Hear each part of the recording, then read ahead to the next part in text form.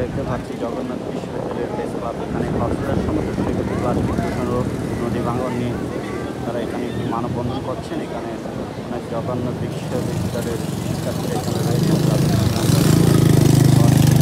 কক্সবাজারের সাংবাদিকরাও এখানে আছেন। তাদের দাবি হচ্ছে গিয়ে যে অবৈধ নদী দখল হচ্ছে, সমুদ্র ভেঙে যাচ্ছে, প্লাস্টিক দূষণ, এগুলো নিয়ে মূলত তাদের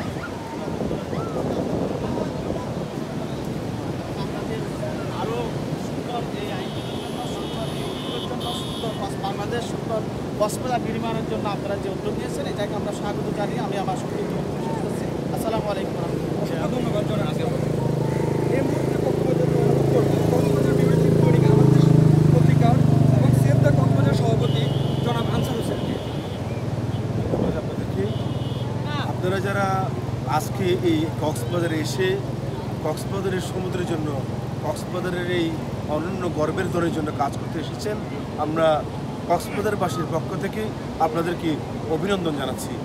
আপনারা যেখানে লেখাপড়া করার কথা, যেখানে আপনাদেরকে সাংবাদিকতা করার কথা, সেখানে আপনারা এসেছেন কক্সবাজারের একটি সমুদ্র সৈকতকে বিশ্ববাসীর কাছে পরিচিত করা, এই সমুদ্রকে রক্ষা করা।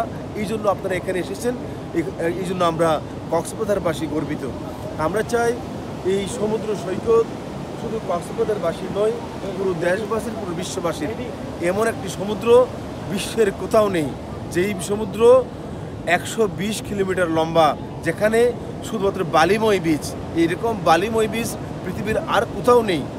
সেই বালিময় বীচটাকে আমরা চাই রক্ষা করতে, আপনারাও চান রক্ষা করতে।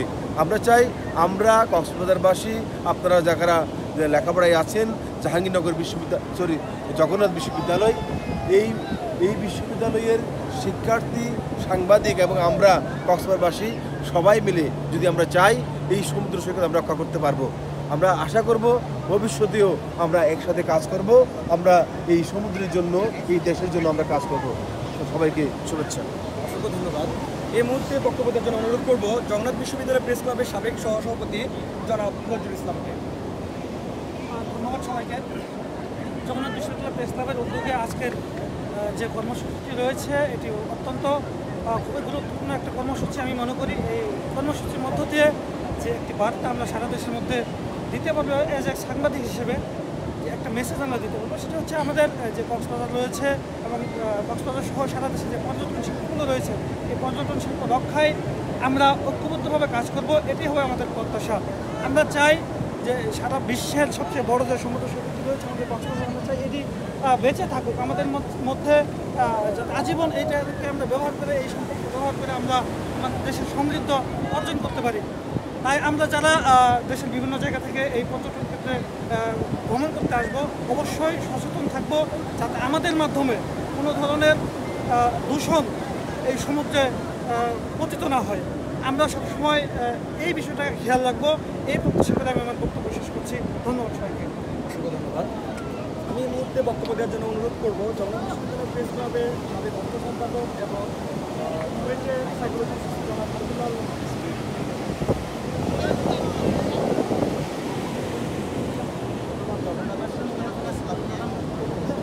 আয়োজন করার জন্য। আমরা আজকে এই প্রাকৃতিক দুর্যোগের সম্মুখীন হচ্ছি, কিংবা অনেক বেশি দুর্যোগ, আমরা মানবসৃষ্ট দুর্যোগ দেখছি, প্রাকৃতিক দুর্যোগ দেখছি। এটার সাথে কিন্তু আমাদের মনেরও একটা সংযোগ কিন্তু আছে। একজন মনোবিজ্ঞানী হিসেবে আমি বলবো, আমরা এই যে মানসিক শান্তি খুঁজে পাই এই সমুদ্রের পাশাপাশি এসে, তাহলে এটার প্রতি আমাদের কিন্তু একটা দায়িত্ব আছে। এই সমুদ্রকে যদি আমরা এটার যে গভীরতা, এটা যদি আমরা নষ্ট করি, আমরা ময়লা আবর্জনা ফেলার মাধ্যমে, তাহলে কিন্তু এটা মানব সৃষ্ট একটি ক্ষতি হিসেবে বিবেচিত হবে। সেই ক্ষেত্রে জগন্নাথ বিশ্ববিদ্যালয় প্রেস ক্লাব সবসময় এই ধরনের সচেতনতামূলক উদ্যোগ নেয়। আজকে সেই উদ্যোগটা নিয়েছে। এখানে জগন্নাথ বিশ্ববিদ্যালয়ে প্রায় 20,000 স্টুডেন্ট আছে। আমরা আজকে এই প্রোগ্রামটির মাধ্যমে এই জগন্নাথ বিশ্ববিদ্যালয় প্রেস ক্লাব এবং জগন্নাথ বিশ্ববিদ্যালয়ের শিক্ষার্থী সহ বাংলাদেশের মানুষকে এটা সচেতনতামূলক এই বার্তাটা দিতে চাই। আমরা প্রকৃতির যত্ন নিব তাহলে, এবং সৃষ্টিকর্তা এত সুন্দর একটা বীজ, আমাদের আগের বক্তারা বলছিলেন যে 120 কিলোমিটার, যেটা বিশ্বের কোথাও নেই, তাহলে এটা সৃষ্টিকর্তা আমাদের বাংলাদেশে আমাদেরকে উপহার দিয়েছেন, সেটার দায়িত্ব কিন্তু, সেটার যত্ন নেওয়ার দায়িত্ব কিন্তু আমাদের আছে। তো মানুষের মধ্যে যাতে এই সচেতনতা সৃষ্টি হয়, সেই লক্ষ্যে জগন্নাথ বিশ্ববিদ্যালয়ের আজকের উদ্যোগ যাতে সফল হয় সেই কামনা ব্যক্ত করে আমি এখানে শেষ করছি। আসসালামু আলাইকুম। এই মুহূর্তে বক্তব্য দেওয়ার জন্য অনুরোধ করবো এটিএম প্রেসের রিপোর্টার থানা বর্তমান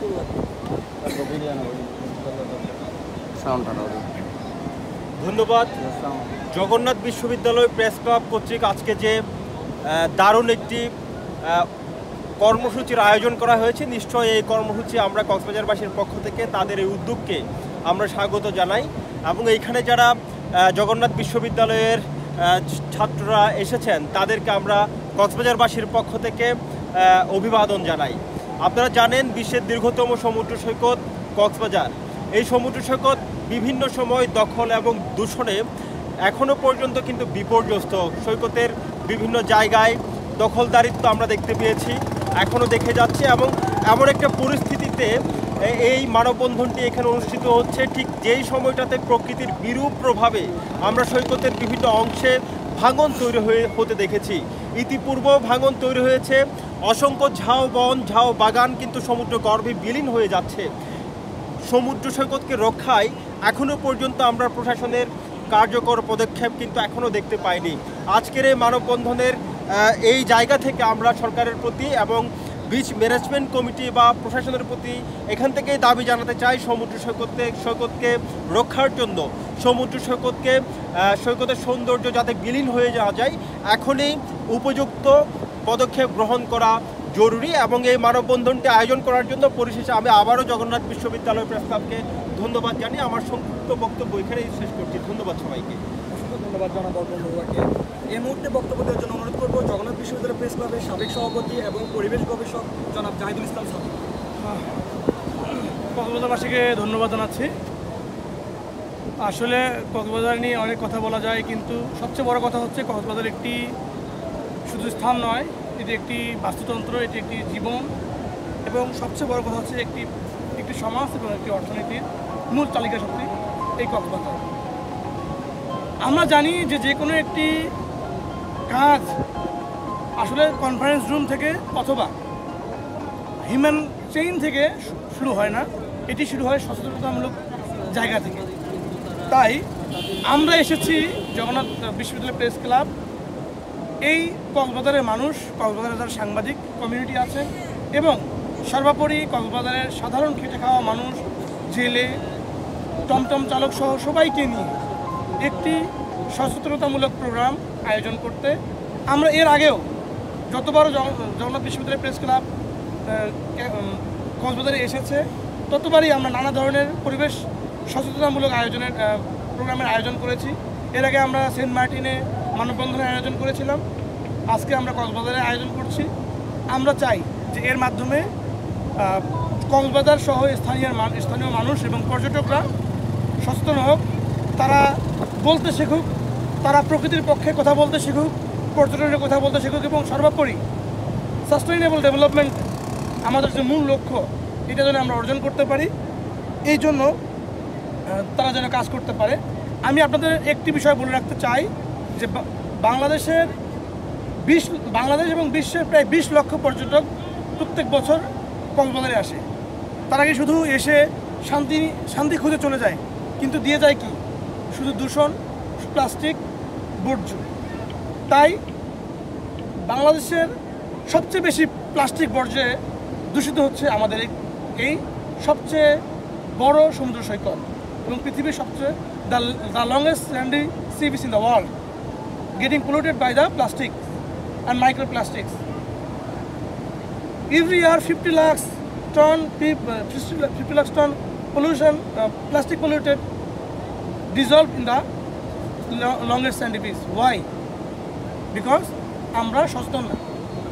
আমরা যদি সচেতন হতাম তাহলে কি হতো? আমাদের এই 50 লক্ষ প্লাস্টিক বর্জ্য আমাদের এই প্রাণকে, এই প্রকৃতিকে দূষিত করতো না। এখন আমাদের কাজ কি? আমাদের কাজ, আমি 3টি কথা বলবো। একটা হচ্ছে এডুকেশন অ্যান্ড অ্যাওয়ারনেস, 2 নম্বর হচ্ছে রেসপন্সিবল ট্যুরিজম, 3 নম্বর হচ্ছে ওয়েস্ট ম্যানেজমেন্ট এবং সর্বশেষ 4 নম্বর হচ্ছে 4 নম্বর যদি আমি বলি তাহলে হচ্ছে যে আমাদের তরুণ সমাজের তরুণ সাংবাদিক এবং এই কমিউনিটির ভূমিকা। এই চারটির মাধ্যমে আমরা এই কক্সবাজার সমুদ্র সৈকতকে দূষণমুক্ত একটি সুন্দর এবং সাস্টেইনেবল ডেভেলপমেন্টের একটি গুরুত্বপূর্ণ উদাহরণ হিসেবে তুলে ধরতে পারি। আমি চাই আপনারা যারা সাংবাদিক আছেন, এখানকার স্থানীয় সাধারণ মানুষ আছেন, সবাই সচেতন হবেন, নিজেই সচেতন হবেন এবং অন্যদেরকে আপনাদের লেখনীর মাধ্যমে সচেতন করে আমাদের এই সুন্দর মাতৃভূমি বাংলাদেশকে সুজলা সুফলা শস্য শ্যামলা হিসেবে আমরা গড়ে তুলতে পারি, এই আশাবাদ ব্যক্ত রেখে এবং উপস্থিত সবাইকে ধন্যবাদ জানিয়ে আমি আমার কথা শেষ করছি। সবাইকে ধন্যবাদ। আমরা প্রকৃতির জয় হোক, সবুজের জয় হোক, সবুজ কক্সবাজারের জয় হোক। ধন্যবাদ জানাব জাহিদুল ইসলাম সাদিককে আপনার মূল্যবান। এই মুহূর্তে আমি বক্তব্য দেওয়ার জন্য অনুরোধ করব বাংলাদেশ নদী বাঁচাও আন্দোলনের চট্টগ্রাম বিভাগীয় সমন্বয়কারী এবং দেশ টিভির কক্সবাজার জেলা প্রতিনিধি জনাব আব্দুর রহমানকে। ধন্যবাদ। আজকের আয়োজক যারা সুদূর ঢাকা থেকে বিশ্ববিদ্যালয়ের প্রেস ক্লাব থেকে এসে কক্সবাজারকে পরিবেশ সম্মত বা সারা বাংলাদেশকে পরিবেশে জাগ্রত করার জন্য ভূমিকা নিয়েছে, সেই জন্য আয়োজকদেরকে ধন্যবাদ জানাই।